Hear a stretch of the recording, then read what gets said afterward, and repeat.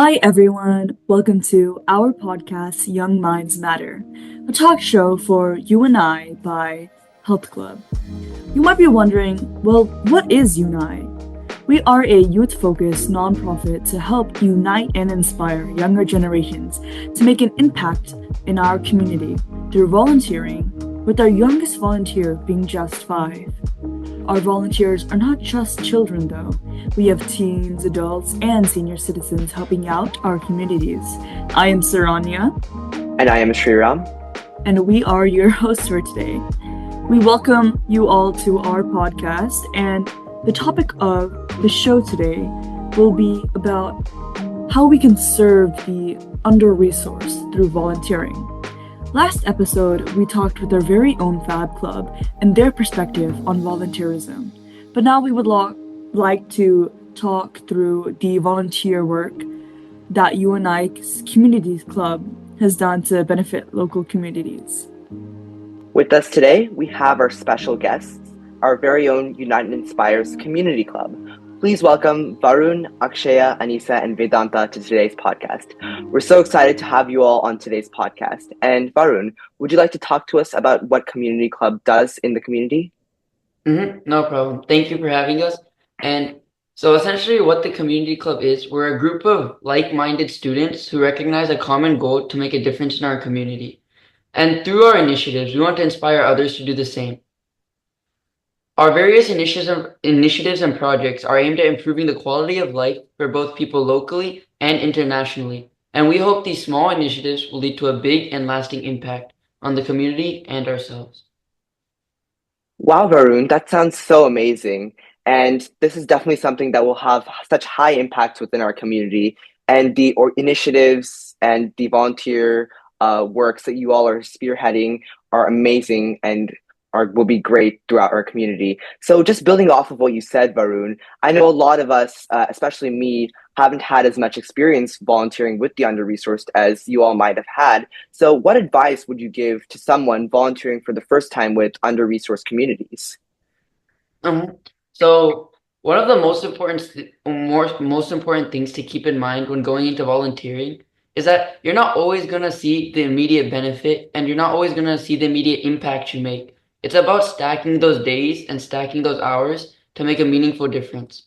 So when going into volunteering for the first time, although you'll be making a significant impact on the community, it's also important to be open-minded, as you'll often learn things from both the people you serve and your fellow volunteers. It's important to make sure you build meaningful relationships with the people you volunteer with.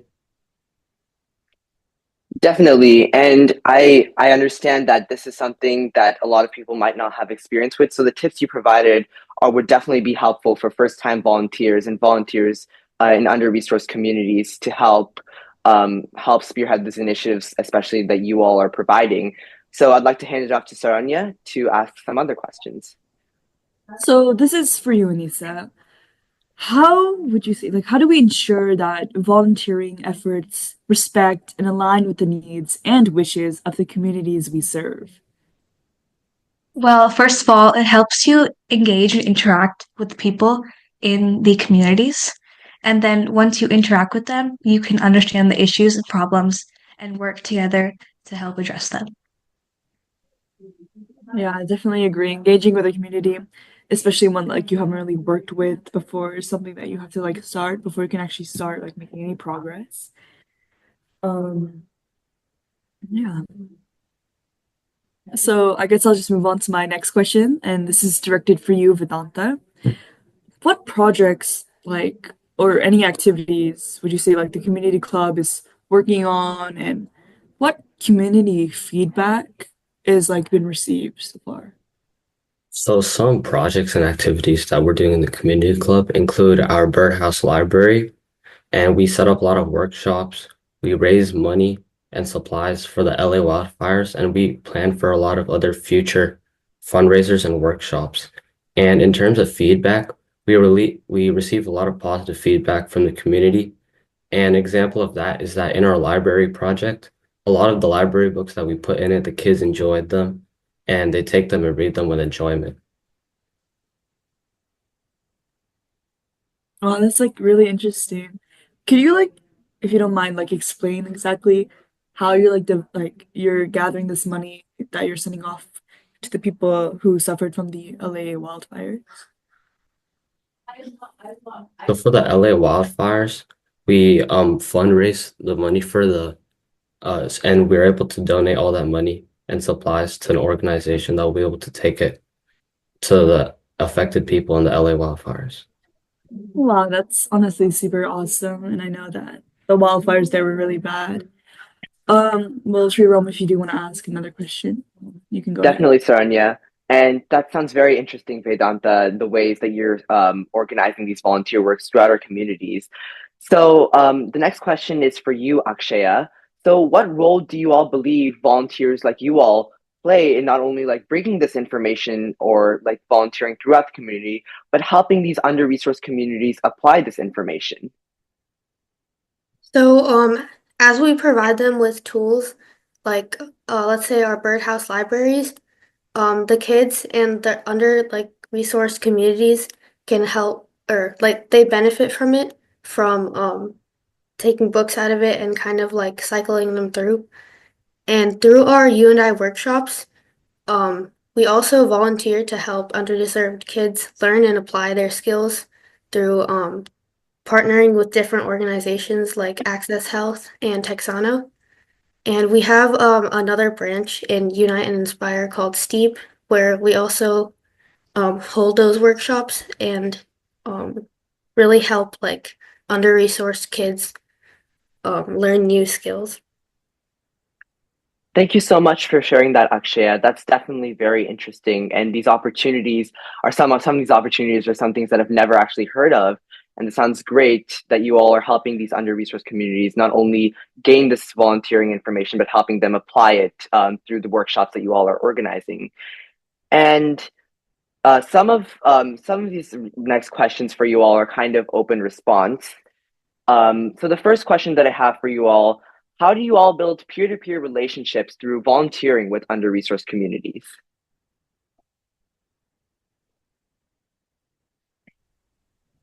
I guess I can take this one. So our community club, along with you and I as a whole, many of the activities we do, we first go into the community and really try to understand what the community needs, whether it's through workshops, which the community club is holding, or whether it's workshops or STEM building exercises. We try to understand what the community needs, and instead of going in with kind of like a savior mindset, we try to build relationships with the community and the people we are serving. So that's kind of Thank you so much for sharing that, Varun. And yes, definitely the same applies for me as a volunteer with you and I as well. Even though I don't really volunteer on the front lines, more mainly organize drives within my school. I definitely can employ the same volunteering mindset wherever I volunteer, whether it be with you and I or any other organization. And Saranya, would you like to add anything to this? Yeah, I definitely agree with everything he said. It's pretty good. I do have another question of my own, and I was like wondering, like, how can we, as like volunteers, help amplify the voices of these under-resourced communities?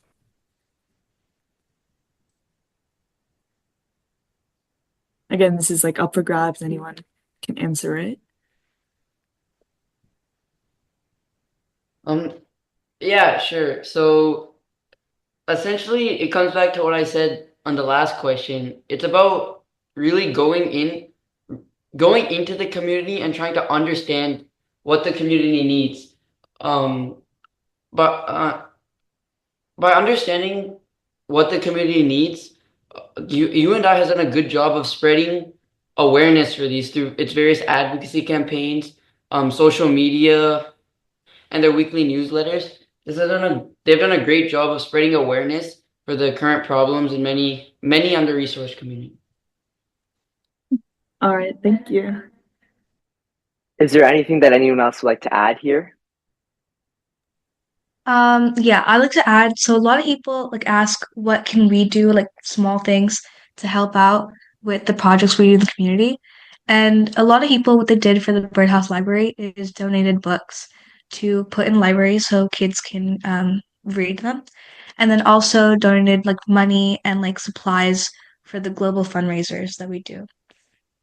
That sounds amazing, Anita. And yes, books are very powerful resources, and just providing those as donations and as resources to under-resourced communities really can help amplify those voices. I can definitely see how well those initiatives must have been spreading throughout our community.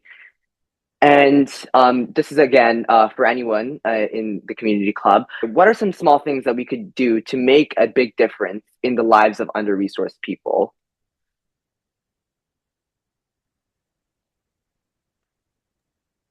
Some things you can do to help under-resourced people and like under-resourced communities is you can like donate things to them, like see what they need and like what resources they need and challenges that they face and help them out. You can engage in like projects to help the community and then like volunteer around and make sure they have the resources that they need. Definitely. And I think gauging the needs is one of the fundamental steps within volunteering in general. But please correct me if I'm wrong. But I think, yeah, just whether it be volunteering with the under resourced, whether it be volunteering for any sort of drive, just gauging the need first is the first fundamental step. And would any other member like to add on to this?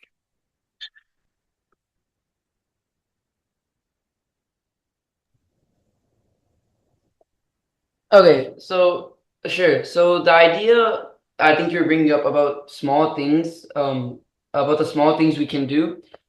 This is really important because many people think volunteering is about reaching maybe X number of hours or getting some award, but it's really about leaving a meaningful impact on the community that has given so much to us. And I think U&I does a really great job of instilling the motivation for people to continue volunteering for reasons that don't include like getting some tangible benefit. Because I always wondered, many of the U&I activities, they're weekly, but they're only for like 1 hour or 2 hours, whereas many other organizations they'll give like less frequent, but maybe like 6 hour volunteering opportunities at certain locations. And then that's when I realized that U&I is trying to build like habits to frequently volunteer weekly and build the motivation and dedication to volunteer. Like after high school or after or for your entire life, they're trying to build that motivation to continue volunteering by just doing these small 1 hour or 2 hour activities every week.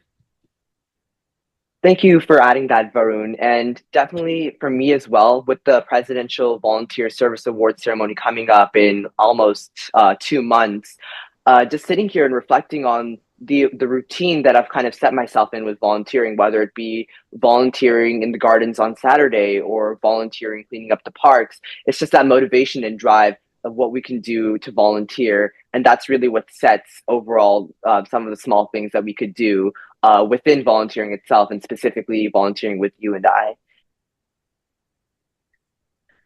Thank you so much for coming to today's podcast, Community Club. The conversation that you had with us was very insightful and detailed.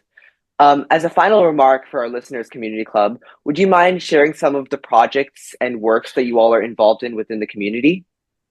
Of course. So our first project, which we set out back in 2023, revolved around the Moroccan earthquake. So in 2023, a devastating earthquake struck Morocco, causing widespread destruction and throwing countless lives into chaos. Many of the families affected lost their homes and did not have access to basic necessities and resources. Recognizing the dire situation, we as a community club set out on our first project to collect clothes and supplies for these people. Our initiative focused on collecting essential supplies such as warm clothing, blankets, and hygiene products to help these displaced families get through the difficult time they were going through. By spreading flyers and raising awareness, we were able to reach out to the local community to collect these supplies, and then we partnered with the Arab America Foundation to then help these victims and get these supplies to Morocco. Another example of one of our projects was our Birdhouse Library project. In this project, we went to underserved communities and neighborhoods and looked at many major problems they had. A major problem that we noticed was that the kids in the neighborhood were not able to get proper access to simple books and read and improve on their vocabulary.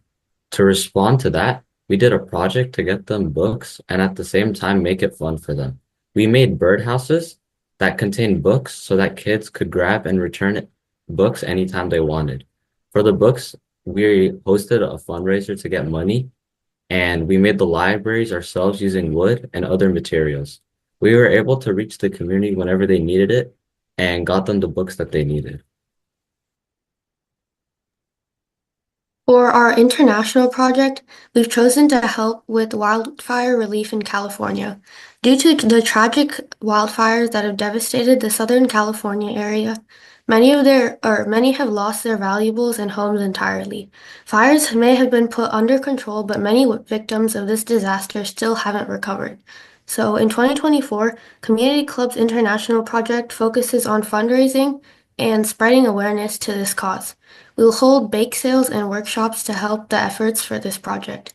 With that, we can help support the emergency shelter, food distribution, financial assistance, and any other supplies that they need to recover. With these efforts, we hope for the victims of the wildfires to gain their old lives and resources. To recap all the projects of Community Club, we have global projects and local projects. The global projects were the Moroccan earthquake and the LA fires that we help raise resources and funds for the people affected. The local projects we are doing, our main one is the Birdhouse Library, where we install birdhouse libraries in low-income areas, and we provide books for children to read. Community Club is all about getting involved in the community through global and local projects. So we get to understand and go out in our communities and experience firsthand. Well, thank you so much for sharing about your projects, Varun, Vedanta, Akshaya, and Anisa. The impact that you're making in our community is invaluable, and I'm sure you will go on to do great things with your volunteering efforts. And thank you so much once again for sharing that. And thank you so much for joining our podcast, Community Club, Varun, Anisa, Vedanta, and Akshaya. And I learned a lot from you all today. And is there anything else that you'd like to add for all of our listeners tuning in today? Yes, I'd like to add what Varun was saying earlier about volunteering and stuff. Volunteering is about gaining experience and understanding the impact that what you do actually affects people in need. And so it's very important to actually gain that knowledge, and you can do it through various small things and gain a lot of experience. Thank Thank you you, so Anisa. much. Thank you. Sorry, Shriram. Um, like he said earlier, you guys gave lots of valuable information and insight as to like what you guys do, what you guys like, how you go about stuff. So I would also like to thank you for joining us on this episode. Stay tuned for the next episode. This is Young Minds Matter signing out.